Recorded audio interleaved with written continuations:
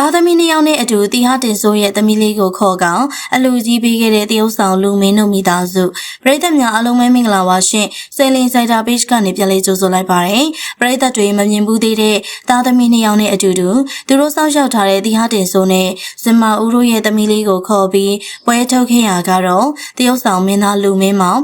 မင်းသားကြီးလူမင်းကပြီးခဲ့တဲ့နှစ်အနေငယ်အတွင်းမှာအနုပညာအလုပ်တွေနဲ့အတော်လေးကင်းကွာနေခဲ့ပြီးတော့မိသားစုကိုပဲအချိန်ပြည့်နေပေးခဲ့တာအားလုံးအသိပဲဖြစ်ပါတယ်။မကြသေးမီကမှမင်းသားကြီးလူမင်းနဲ့ဇနီးတဲ့ခင်စပယ်ဦးတို့က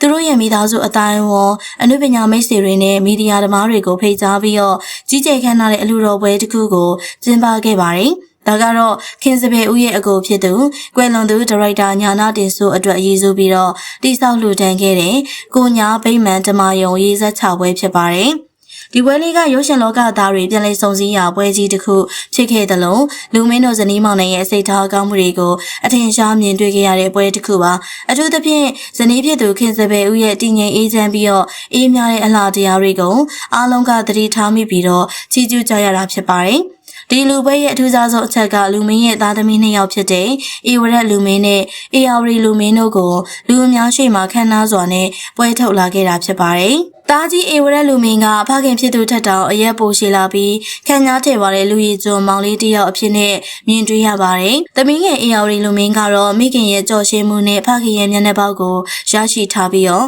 အရန်ကိုလှပတဲ့အပြိုလေးတူဖြစ်နေပါပြီ။သူတို့မောင်နှမနှစ်ယောက်စလုံးကလိမ္မာရေးကြရှိပြီးတော့ပညာရေးမှာလည်းအလူထိုးချွန်ကြတဲ့သူတွေဖြစ်ပါတယ်။ဒါကလူမင်းနဲ့ခင်စပယ်ဦးတို့ရဲ့သားသမီးတွေပုံမှာထားရှိတဲ့စီကံစနစ်ကြာနာမှုနဲ့ပြုစုပြောထောင်နိုင်မှုကိုသက်သေပြနေရပဲဖြစ်ပါတယ်။ဒါပေမဲ့အားလုံးကိုအကြည်နူရဆုံးဖြစ်စေခဲ့တဲ့အချက်ကတော့တူမလေးစပယ်ဖူးငုံဦးကိုပွေပိုက်ထားတဲ့သူတို့ရဲ့စိတ်ထားပါအားလုံးသိကြတဲ့အတိုင်းပဲထိတ်တဲမင်းသားကြီးတီဟာတင်ဆိုးနဲ့မင်းသမီးကြီးဇမဦးတို့ကွယ်လွန်သွားချိန်မှာသူတို့ရဲ့သမီးလေးစပယ်ဖူးငုံဦးကအားကိုးရမဲ့တယ်လို့ဖြစ်ခဲ့ပါတယ်ဒါပေမဲ့အတော်ဖြစ်သူခင်စပယ်ဦးကတူမလေးကိုမိမိရဲ့သမီးအရင်လေးနဲ့မချခွဲခြားမှုမရှိပဲအရေးတကြီးကြီးနဲ့စောင့်ရှောက်ခဲ့ပါတယ်။အခုဆိုရင်တော့စပယ်ဖူးငုံဦးကမိခင်ဖြစ်သူဇမဦးရဲ့အလှတရားတွေကိုအမွေဆက်ခံထားပြီးတော့မင်းသမီးလေးတယောက်လိုချုံမောလှပလာတာကိုအံ့ဩဖွယ်မြင်တွေ့ရပါတယ်။မိဘမဲ့တော်တဲ့ဒူမလေးကိုအားငယ်စိတ်မဝင်အောင်ဘဝမှာပြည့်စုံလုံလောက်အောင်ပြုစုပေးနိုင်ခဲ့တဲ့လူမင်းတို့ဇနီးမောင်နှံကိုပရိသတ်တွေကအထူးပဲကြည်ကျူးနေကြတာပါ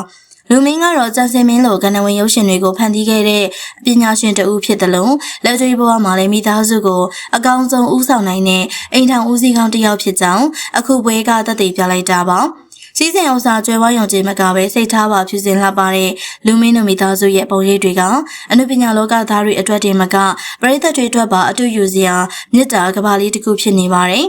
သွေးသားဆိုတာဖြတ်လို့မရတယ်လို့မြစ်တာဆိုတာလည်းအစားထိုးလို့မရပါဘူး။အကိုရမဲနေရဲ့တူမလေးကိုမိခင်တယောက်လုံးနှွေးထွေးမှုပေးနိုင်တဲ့ခင်စပယ်ဦးရဲ့စိတ်ထားနဲ့အရာရာကိုဘေးကနေအားပေးဝန်းရံနေတတ်တဲ့မင်းသားကြီးလူမင်းတို့ရဲ့မိသားစုဘဝလေးပေါ်မှာအားလုံးကချီးကျူးနေကြပါတယ်။ပရိသတ်ကြီးတို့ရောအရွယ်ရောက်လာပြီဖြစ်တဲ့လူမင်းရဲ့သားသမီးတွေနဲ့ဇမဦးရဲ့သမီးလေးစပယ်ဖူးငုံဦးတို့ကိုအနုပညာလောကထဲမှာမြင်တွေ့ကြကြလောက်သူတို့ရဲ့ကြည်နူးစရာအလှပုံရိပ်တွေပေါ်မှာဘလို့ထင်လဲဆိုတာမှတ်ချက်ပေးခဲ့ပါအောင်ရှင်အားလုံးကိုကျေးဇူးတင်ပါတယ်ရှင်